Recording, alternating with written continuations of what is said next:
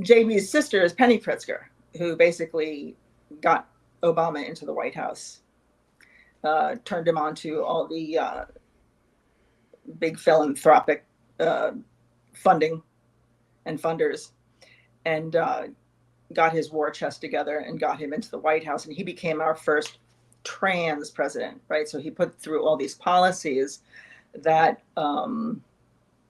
made it very comfortable and easy for the men with this fetish to gain political and social currency, Mm. and to get into political positions so that they could change laws that were that supported them, uh,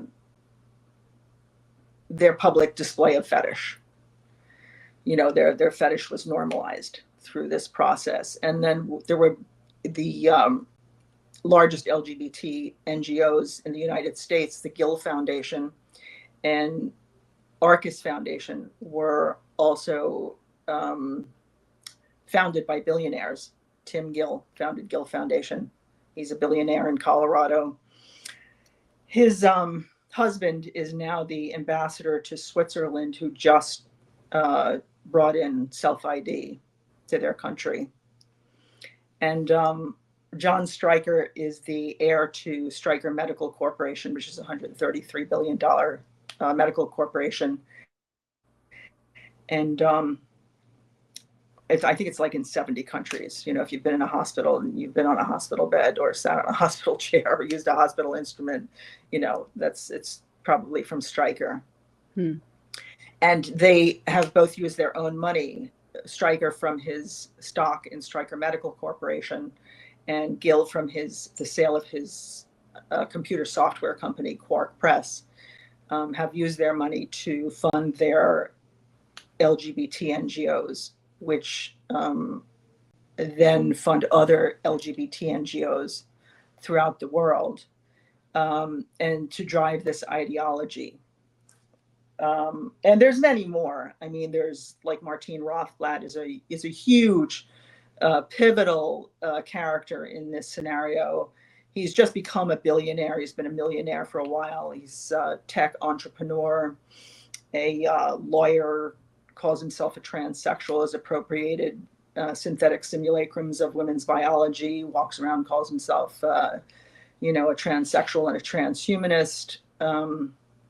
And he's basically developed the cult ideology behind what's happening in the culture now, behind these systems of transsexual, transgender, and transhuman. I don't look at these as individuals. There's nobody has transitioned from being human yet or being the sex that they are. This is all corporate illusion. So really what this is a confluence of systems, these three systems that are, working in tandem, or in whatever you would call three of them, to change society's perceptions. It's not about changing the people, because, you can take as many drugs as you want or have as much surgery as you want, and you're still not going to be anything other than a human being of the sex that you were born.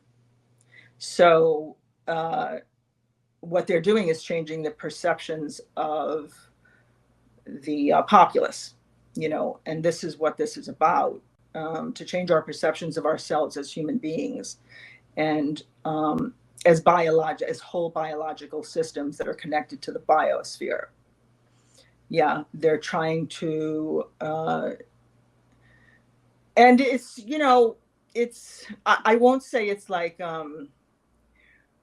we're gonna like screw up all these people, right? They really believe, I believe that they believe it, that probably like Hitler believed that he was doing something really good.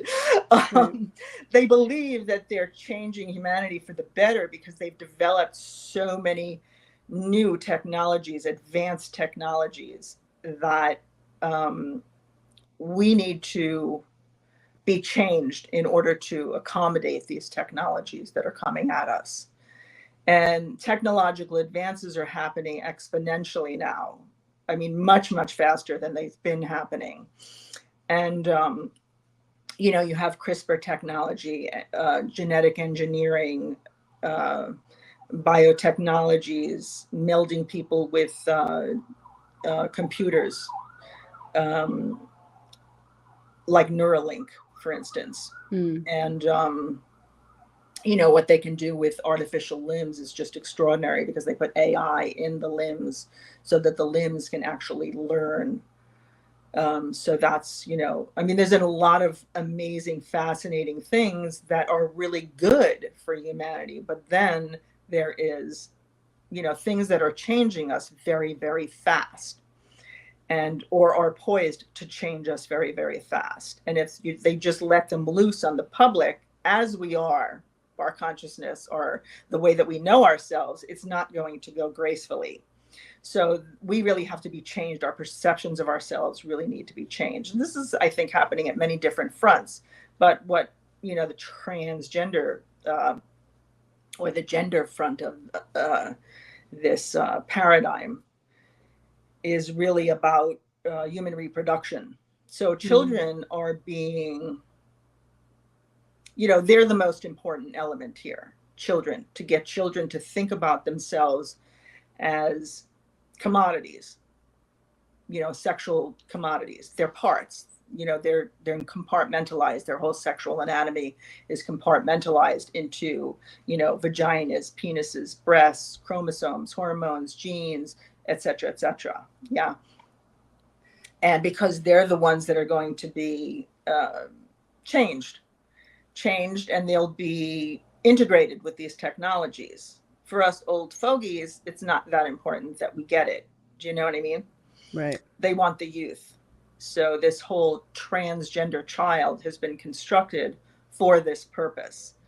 When you think about it, it's been a nanosecond of evolutionary, time for humanity, that this whole concept has been just jammed down our throats. Do you know what I mean? For the past decade, it's been jammed down our throats. It's come at us from every angle. You couldn't get away from it if you tried. Trans rights are human rights. Trans rights are human rights. Trans rights are human rights. Trans women are women. Trans women are women. The whole thing. And the children, they're actually learning in school that you can change your sex with medical technologies. They're learning about surrogacy. They're learning that they can be born from technology. And it comes in under anti-bullying, and the whole way that it comes into the culture is through a human rights front, which is the LGB, right? And there's different reasons for that. LGB is a constituency of the public that cannot procreate on its own, right? They need technological reproduction if they want to reproduce the species, and so that's a really, really big, thing, and also it's already a structure that was built during the AIDS crisis. The political infrastructure was already built during the AIDS crisis, so it's already there, Right. So that's being used to sell this as a human right. But nobody really has a human right to disown their sex reality. Do you know what I mean? It's ridiculous.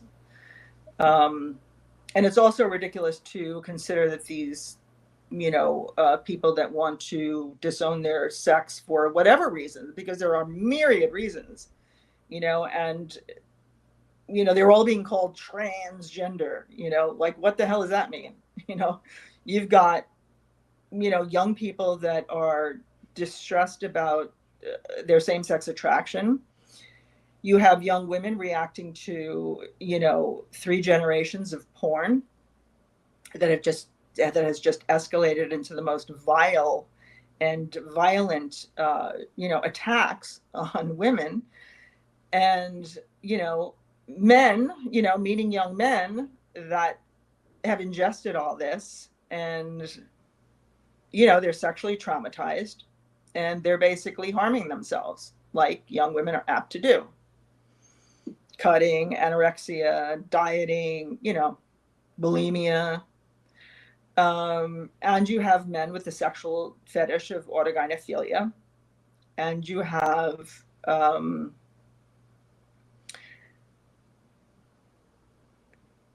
kids that are just, well, or they're autistic, or they're, feeling they're having a difficult puberty, they have other mental health issues, so there's a whole host of reasons why people are jumping on board. But basically it's because they've been propagandized, they've been indoctrinated 24/7 with this information over the internet, over technology, and it's there to change them, and they're being changed. And then everybody says, oh, why is everybody reacting like this? Because this is what they hear all the time. This is what they see, just like us. Yeah.